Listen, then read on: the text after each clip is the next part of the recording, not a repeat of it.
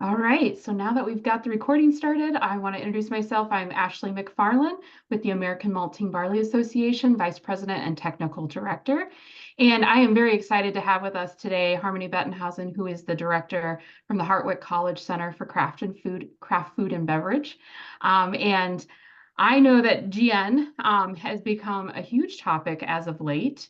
And anytime I have a question about this, I go to Harmonie immediately. And so she has been a wealth of knowledge for me and someone that I look to get guidance on this topic. And in conversations, I felt it was really important to provide these resources more broadly to our members and then also to all of industry. So we wanted to be able to capture this presentation and make it available.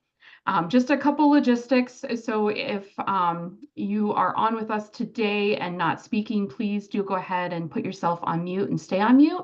We do use this meeting platform on Zoom though, because we want to be able to have a conversation afterwards. So once Harmonie gets done presenting, I'll have a couple items to talk about as well, but then we want to open it up for Q&A.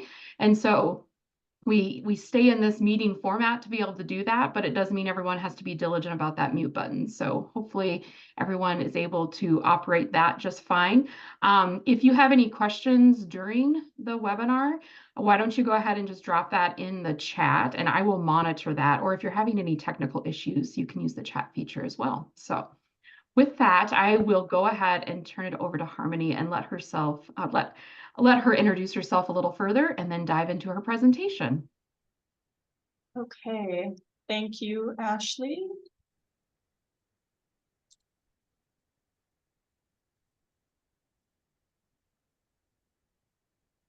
Okay.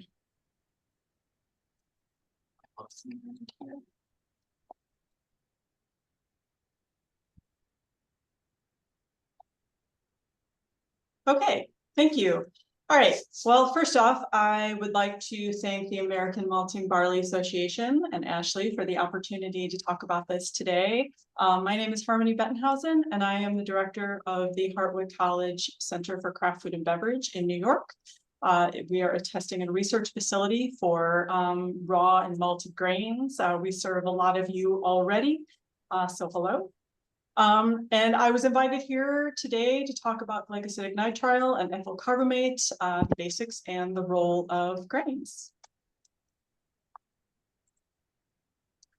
So just some quick definitions here to get you familiar. Glycosidic nitrile, or GN, from malted barley has been identified as the primary precursor of ethyl carbamate, or you may hear it called urethane, in new make whiskey. A specific glycosidic nitrile, epiheterodendron, or EPH, is responsible for that.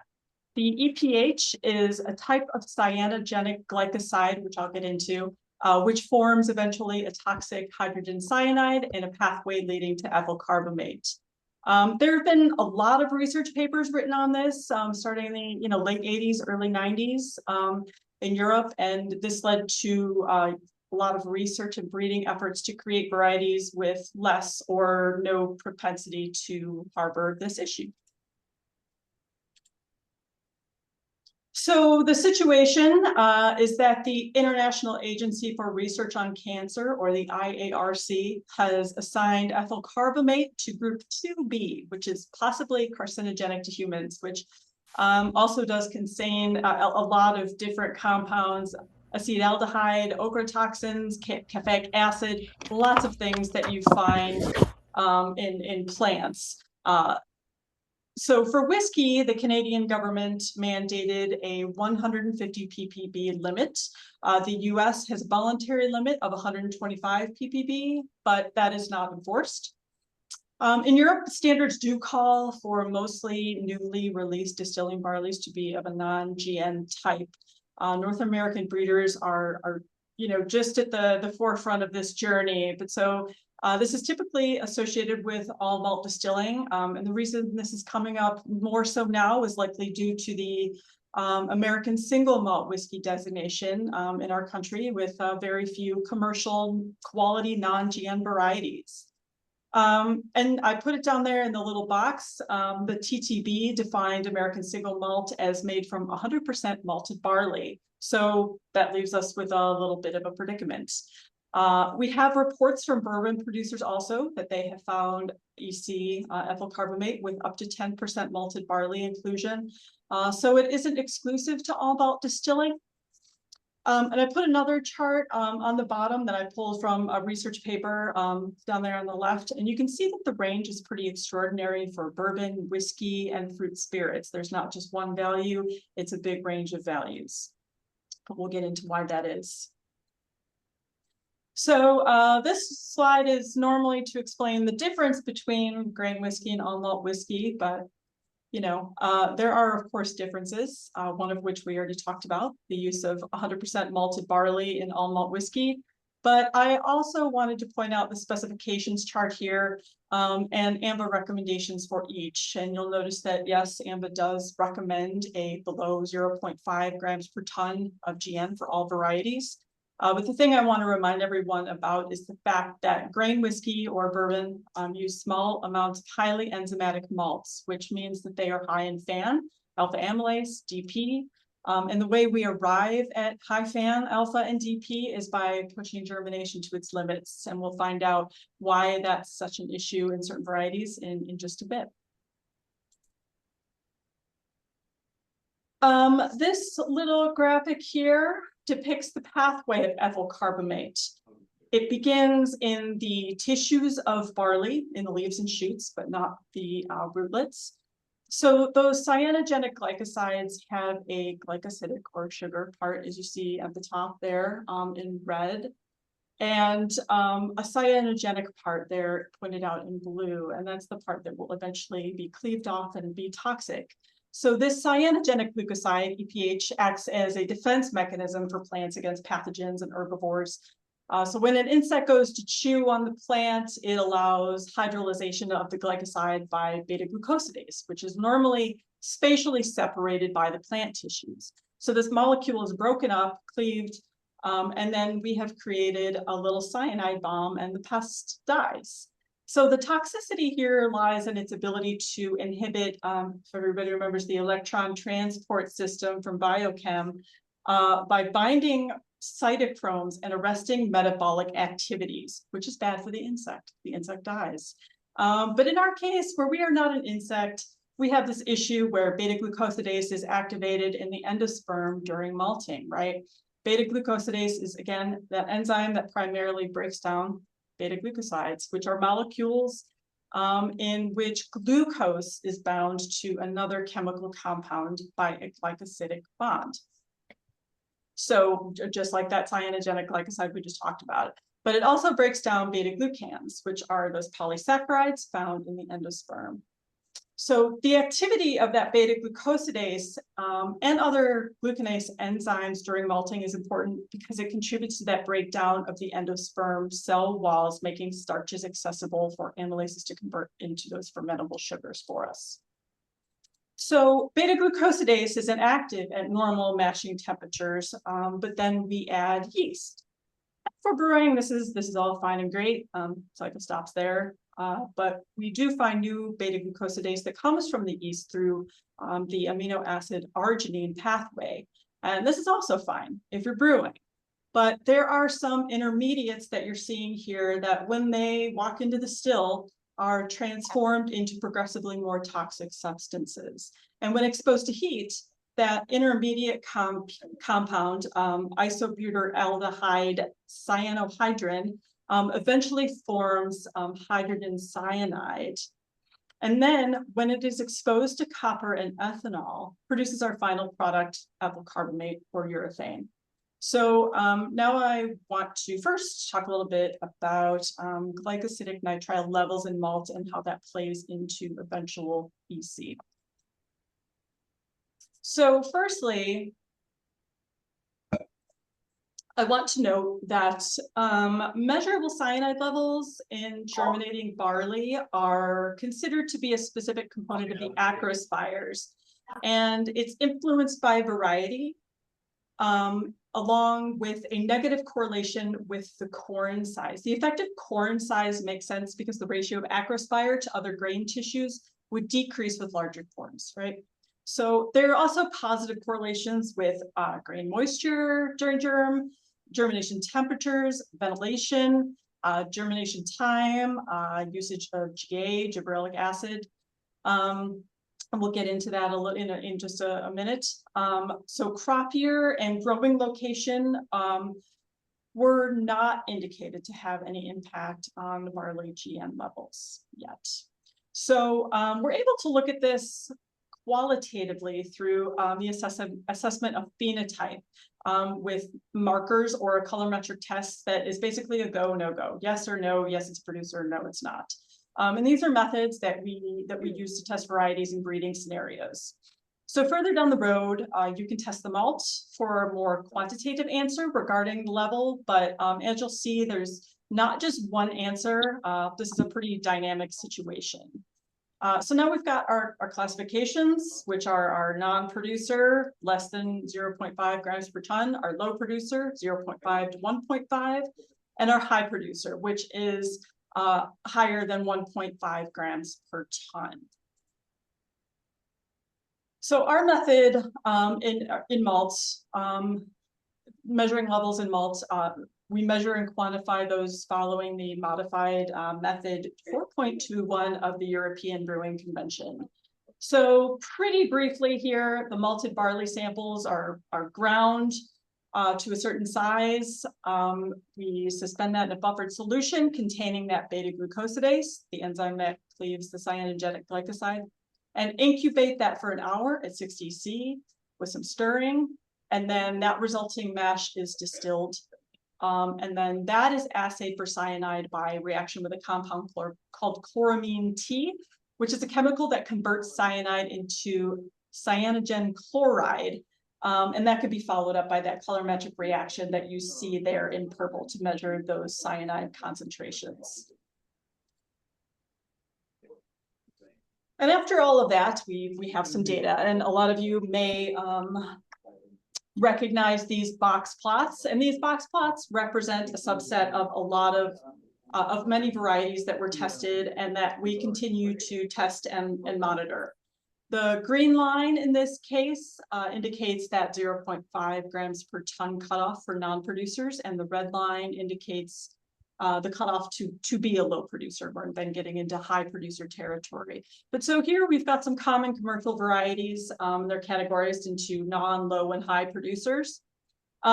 This is with, these were all micro-malted with a normal malting schedule, and we can talk more about that later if you have questions about that. But in our case, normal means not pushing for those enzymes. We're just creating a normal, what would be considered base malt potentially. So you can see there that Odyssey and Full Pint are non-producers. This is true. We know this. Those are true GN0 varieties. Genie is also considered a Genie is considered something else. We do consider it a GN0, but it is actually considered an ultra low. Don't fight me on that. And the rest you can see fall into really various categories. And then I've got one question, Harmony, as you're transitioning there. For sure. There was a question whether or not we find GN just in malted barley, or is it an issue with other grains as well? Great question. We don't find that in rye. And other grains we're currently looking into, other grains like wheat, and I've had some questions about malted rice lately, and sorghum, and those we are looking into. So data to come. Thank you. Okay.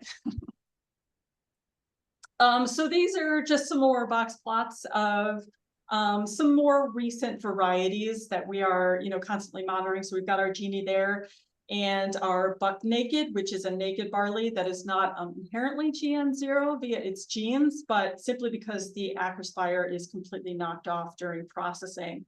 But you can see, these are all still pretty variable and not really where we need to be for GN0, but moving on. So I alluded to this earlier, and this is pretty important. The amount of time that your barley spends germinating does affect the GN level. When you're pushing that germination time to get more enzymes out of it, you're pushing the production of GN also. Time in germination allows those metabolic processes to progress and allows that acrospire to grow, which correlates with the increase in GN. The increase we're seeing here from day 2 to day 4 are significant enough for most of these to not be viable options for distillers that are concerned with this issue, because when you decrease germination time, you risk under modifying and decreasing quality. And just looking at 3 specific varieties here, Conlon, Calypso, and our 6-row friend, you can see the effects of steep out moisture and temperature on GN production. Notable here is just how much that moisture matters, looking at the difference between 40 and 45% moisture. But again, decreasing any of these factors is really detrimental to proper modification. There are other modifications that may be viable, such as restrictions on ventilation, any sort of pressure treatments, the use of abscisic acid, which is that hormone that inhibits germination, and potentially, like I said, the use of hull-less barley varieties, which are still in process. We're definitely trying to push more research on those. So to kind of recap what we've learned so far, we do know that we have a bunch of varieties and that they exhibit a wide range of GN levels. We know that there's a genotype by processing effect. Variety may be exacerbated by processing conditions, such as longer germination time, higher germ moisture, and higher germination temperature. But those are the conditions that we use to make modified malts. This is all summed up in this awesome paper. I believe it's in MBA TQ, levels of glycosidic nitrile in North American malting barley cultivars.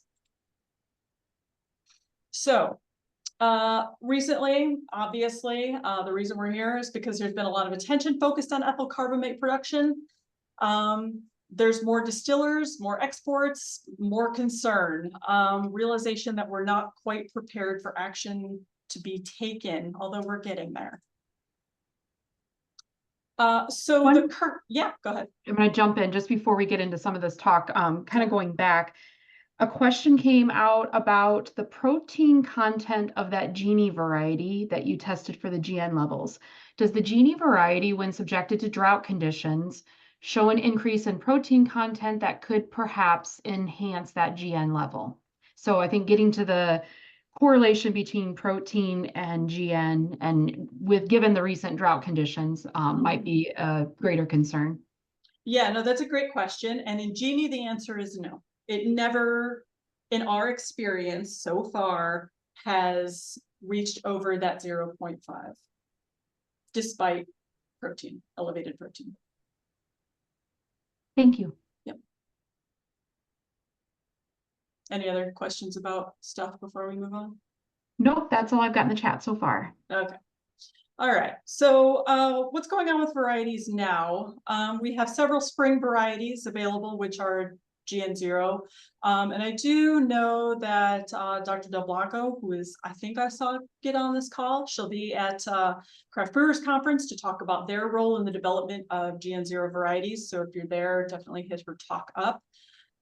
We have 2 widely available spring varieties, Odyssey and Genie. Those are our most utilized springs, but the issue still is that there isn't enough of it for everyone. Those 2 springs are on the AMBA approved list. And until recently, we had no quality winter GN0s until Oregon State University's Barley World team came through with Top Shelf and Flex. So I would encourage you to reach out to Drs. Pat Hayes or Campbell Morrissey or Scott Fisk over there, who manages the breeding program. If you're interested in those and to find out more information, there's been a ton of demand for them already. And I have here on the bottom, on that chart on the bottom, the data for the quality data for Top Shelf on the bottom, and then Vivar. They're new, and I believe Ash is going to talk about that as well at the end, but their new winter GN that just got pushed through the pipeline. And that's a sister of Top Shelf. the new winter GN0 distilling variety, but that has a special resistance to bacterial leaf streak. So GN0 with a bonus. So find out more about that. Reach out to Pat. There's always a sticker involved when you reach out to Pat, sticker or a hat or something. And I just want to throw in a little plug for winter varieties. Much of the GN0 conversation has been around springs, of course. You know, Scotland is almost exclusively spring barley. Springs comprise most of our malting barley in North America, but the conversation has been shifting as we turn our attention towards this changing pattern of climate and variable harvest season. Winter barley is definitely emerging as a competitive malting barley. Climate change and potential ecosystem services that winter barley delivers makes it a really nice option for a lot of reasons that you can see here. So having more choices for winter varieties, which are higher yielding, have lower abiotic and biotic pressures, and are of high quality, and our GN0 is really compelling. And I'm glad there's movement on that from a lot of our breeders coming down the pipeline there. So I get this question a lot. I work with many people who would like to categorize their malt and make it attractive, and say that, you know, it's a low producer of GN. But, you know, to that I kind of say, yeah, but, you know, what does that exactly mean? We've already kind of seen that each time you malt, the data could differ depending on process and circumstances. You know, we still have a lot of questions about GN. It's not well studied under today's circumstances. We're hoping to get there. You know, climate conditions, we're just getting into studying it under those conditions. So to say something is low GN you would have to test every batch to make sure. Low GN is controlled by various gene regulation mechanisms, many of which are modulated by the environment. And as I just said, we just don't know the stress effects on GN content, because as the climate changes, those biotic and abiotic stresses and stress responses change. So, the conversation might revolve around adjusting malting protocols to mitigate those effects. So we're coming up on having plenty of GN0 options. We just need to get those to be more prevalent, and we need more in the fields. So. So in the UK, GN or not to GN is not a question anymore. The Scotch whiskey industry, driven by a lot of regulatory pressure, demanded and received plenty of GN0 material. And approved varieties for distilling malts is now exclusively GN0, as you can see in this chart, the rise of that over the years. So getting a little deeper into the genetic basis, barley has 7 chromosomes. Each chromosome contains many genes, and each gene has multiple alleles. So there's a cluster of these genes on chromosome 1H that, when deleted, we see the GN0 phenotype. Smaller deletions here lead us to low GN varieties. So these genes are inherited as a single unit, a lot like eye color, hair color, basic Mendelian segregation, which is a pretty good deal for breeders. But where did this trait even come from? The GN0 allele made its way into the UK breeding programs via Arabiche and Emir. And now you can see, and those are up at the top there in those little blue hexagons or whatever they are. And now you can see Odyssey, SY Vessel, and Laureate there in those little blue hexagons at the end of the line is our most current varieties over there. But here, the first GN0 full pint was released by Oregon State University in 2014. And this came from Dr. Hugo Vivar's collection at CIMMYT in Mexico. And before that, likely from that UK stock.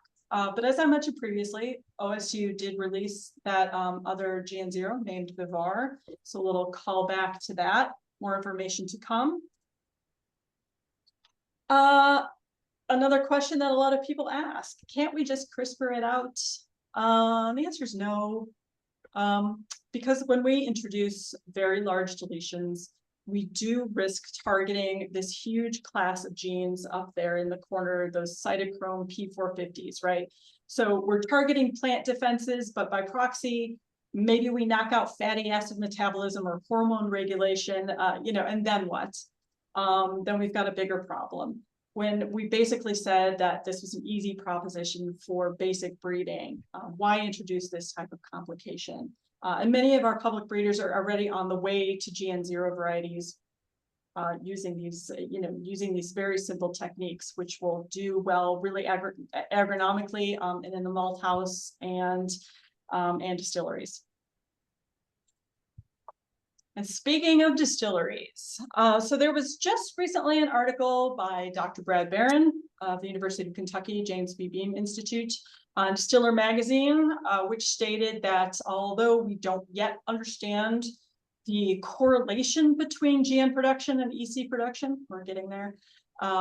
This is obviously being investigated by a lot of us. The most important concept for ethyl carbamate levels in grain whiskey is the volatility of the compounds. So ethyl carbamate is much less volatile than water, and hydrogen cyanide is much more volatile than ethanol. So any ethyl carbamate that's formed prior to or inside the still will say in the water phase of alcohol distillations. This means that any ethyl carbamate formed in fermentation or in the still will generally leave with the stillage and never reach the barrel. But unreacted hydrogen cyanide will leave the still with the spirit, leading to the formation of EC in the final product. So as a result of that, distillation is the foundation of ethyl carbamate management with many spirits. By bringing the spirit into contact with copper early in distillation, ethyl carbamate is formed within the still rather than in the barrel and drops out with that stillage during distillation. So you can use copper's catalyzing properties to your advantage in reducing ethyl carbamate. So also in line with that is caustic cleaning. Since copper helps to speed up the formation of ethyl carbamate, cleaning that copper ensures that your copper can interact with the liquids and vapors in the column. And we're working on a lot of other mitigation efforts. There's still a lot of research to come on this. Various mitigation methods have been used to maintain EC concentrations below allowable limits. There have been some enzymatic treatments. I actually asked our friends at Lallemand when I saw them at the James Beam Industry Conference, if there wasn't some way that yeast could help us out. So more research to come on all of that. And I totally stole this from Dr. Barron. I apologize for stealing it without asking. This little graphic here depicting that there is evidence that higher levels of malt inclusion do lead to higher ethyl carbamate, and that the higher the GN level, the higher the EC level. So we're gathering more data every day on this topic, but this is the reality of the situation, and definitely need more ways to mitigate this. And can we measure ethyl carbamate? Yep, we sure can, but it's not cheap and it's not a validated method yet, although we are working on that also. But this sort of thing requires constant monitoring. Again, it's not just the type of thing you can be like, okay, it's, X milligrams per liter and that's it, end of story. It has to be a thing, that every batch has to be monitored, but it is a part of the current conversation. So next steps for us all, keeping breeding priorities straight, letting your breeder know what you want and be straight about it and realize that these things take time. But we do need more available GN0 varieties. Distillers especially, and more lately, have taken their seats at this table, so I'm glad to see it. But continue to make your voices heard. We get a lot of questions about what's to come from regulations and if they'll ever come. We don't know. But what we do know is that it's something we need to keep apprised of. And if you're exporting, you should already be concerned. More research is obviously needed and in progress. There is testing available as part of a risk management strategy, but again, those tests aren't a one and done.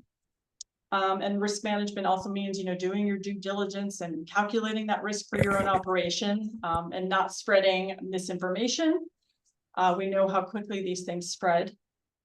And ask the questions. The time has sort of passed to bury our heads in the sand about what to do. So I encourage you to ask the questions and keep the conversation moving.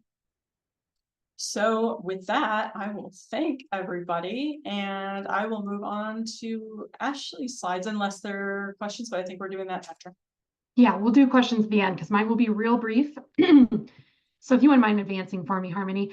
So yeah, today I just wanted to just briefly talk about the lines that are in essentially the AMBA pipeline that show that GN null characteristic. And so that if you are looking for new varieties to be testing, this would be able to get you pointed in the right direction. So Harmony, if you want to go ahead and advance. So as Harmony mentioned, there is a parameter in our malt barley breeding guidelines that's maintained by the American Malting Barley Association that lines would be GN null, or at least less than the 0.5 that Harmony mentioned. And so that is something that is in our breeding guidelines. However, we can't assume all lines that are coming through our program are going to hit that target because breeding takes time.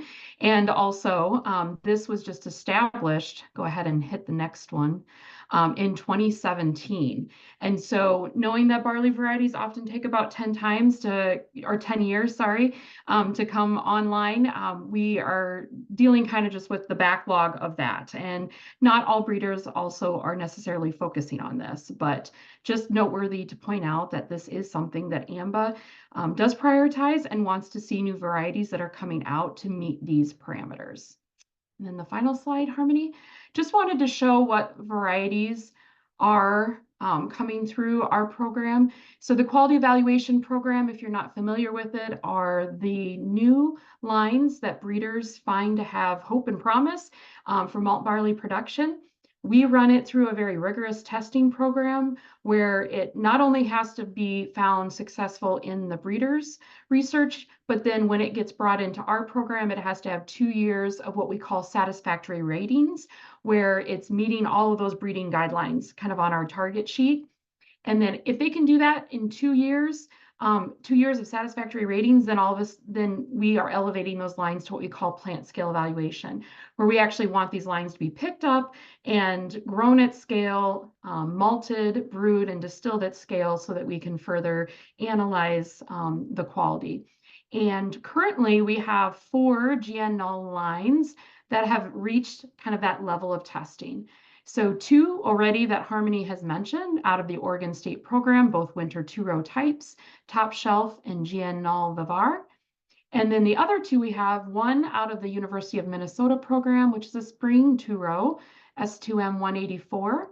Kevin Smith is the one to contact about that one. And then out of the North Dakota State University, another spring 2-row, 2ND 36638. And so those are the 4 GN null lines that are kind of ripe for the picking. And so if you have interest in growing out any of this barley and or using it in your malt brewing or distilling processes, certainly get in touch with me and I can help you get in touch with the breeder so that you can start working with them. So I just wanted to kind of conclude with that, and that these are the lines that we do have available that are meeting these distillers' needs. And we hope to have many more in the very near future. So with that, I think we can go ahead and stop share, Harmony, and folks can just come off mute if they would like to ask a question, or I'll also monitor the chat. Harmony, are you seeing the chat as well? Okay, if you want to take Luke's question there. Okay, Luke wants to know, is a standard deviation of 0.3 grams per ton for the GN measurements reasonable, or should it be lower? If lower, what is a likely critical step to work on for improving the measurement variation? It's a good question, Luke. I may have to actually look at the data and see what we're getting as far as our own standard deviation. I think it might be lower, but I'll get back to you about that if that's okay. Sure. Good job, Luke. Way to stump the presenter. Thanks, Luke.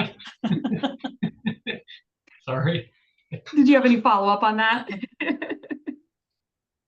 No, I just think as we are working on our GN measurement and wanting it to be better and better, and uh, at least equivalent to using Hartwick as our standard, we just want to do the best job we can with it. Yeah, no, that's a great point. But I'll definitely get back to you with some data on that for sure. Okay, thank you. I mean, it looks like we've got another question in the chat there. Okay, so from Monty, what advice do you have for distillers who want to shift their facility to GN0 varieties? Is it possible for ethyl carbamate settling within the equipment or pipelines from older batches? And can a simple CIP get rid of it once and for all? So the first question, I mean, so the inherent issue with, there is no issue really with shifting. A lot of distilleries currently do use Odyssey, I believe, but the issue has traditionally been either not having enough of the variety that people want, of course, and that's still our issue today. Is we're getting to a point where a lot of people are interested in it, but it's just we don't have enough of it to go around, and the quality of it hasn't exactly been great, and doesn't allow for that pushing of the enzymes for people who produce bourbon. For all malts, for those single malt whiskeys, the GN0 varieties that we've had in the past are fine. But we're going to need, that's why, and I haven't seen the quality for the new GN0s out of Minnesota or NDSU. They need to give those better names. They need to market those a little better. But we need that quality to be up there. It needs to be able to be pushed, otherwise distillers aren't going to use it. As for the ethyl carbamate, I don't know. I don't have an answer to that.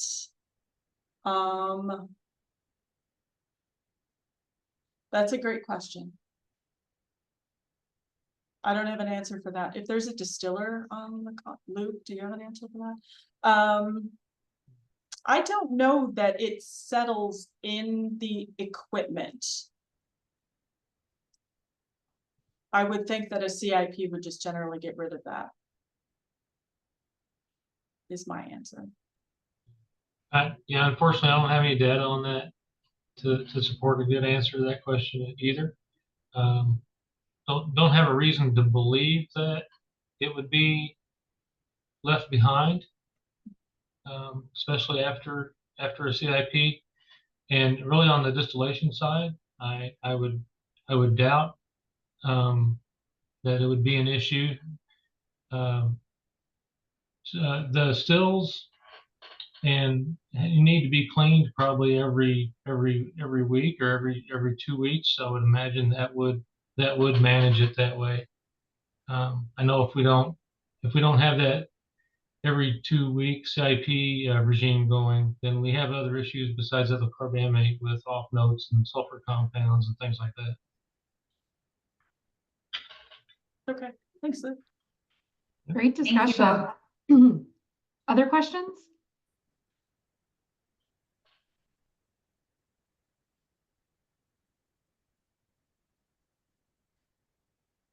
Feel free to come off mute or drop it in the chat. Implication production in EC. Say that again, Mike. I don't think you came off mute quite fast enough when you started talking.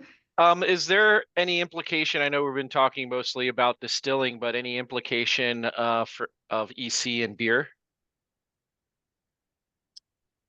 No. No. No. I like that answer. Was three No. No, but Yeah. no, and no, but if you read any of the papers, and you know, brandy distillers or people who deal with fruit, especially fruit with pits, may have a different answer. We do. I mean, I've heard of it in wine. Yes, and it is in seltzer, because of the amino acid source, that's the urea that may be used as a yeast nutrient. So I would encourage people to stray away from that, which I think they already have, because we have found it in seltzers. So I would just. Some more good news for malt. Yeah, exactly. But yeah. But not in just like regular beer, no. Excellent, thanks.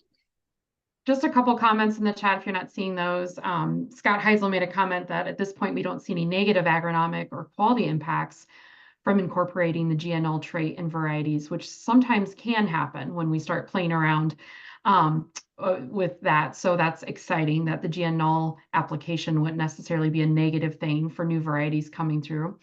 And then Paul also just had Sadowski had to chime in that both Kevin and Rich's lines are relatively new in plant scale, so they're not named yet. However, I do know there's some testing going on behind the scenes with some various maltsters, and so hopefully, if one of them finds favor, they'll have a catchy name soon. Maybe not as catchy as Pat Hayes's names, but easier than the numbers. Stickers work. All right, well, just another call for any other questions or comments. And just a question in the chat about the recording. So what I will do is I have uploaded this or recorded this to the cloud. And so once I get a link to that, I will email it out to everyone that was registered. So that will be the way you'll get the recording. So it likely won't come until later today or first thing tomorrow morning, but that will get sent out to everyone that registered. And if you need the slides or a PDF, I can make that available as well. Well, with that, I just want to thank Harmonie for sharing her expertise with us and her time in this presentation. I really felt it was important to have the expert come in and share what they knew about the topic because it is rapidly gaining attention. And certainly folks in our organization have had a lot of interest in this. So thank you again, Harmonie, for coming today and allowing us to record this so that we can share it with our membership. And in the future, to those of you that are my members out there, if there are topics like this that you feel would be well served by a webinar, please let me know because these are quite easy to put on. And today we reached at least 57 people through this, which I think is excellent. I really appreciate folks joining live to add to the conversation. So thank you for that. So with that, we'll go ahead and stop the recording and thank you for joining us today.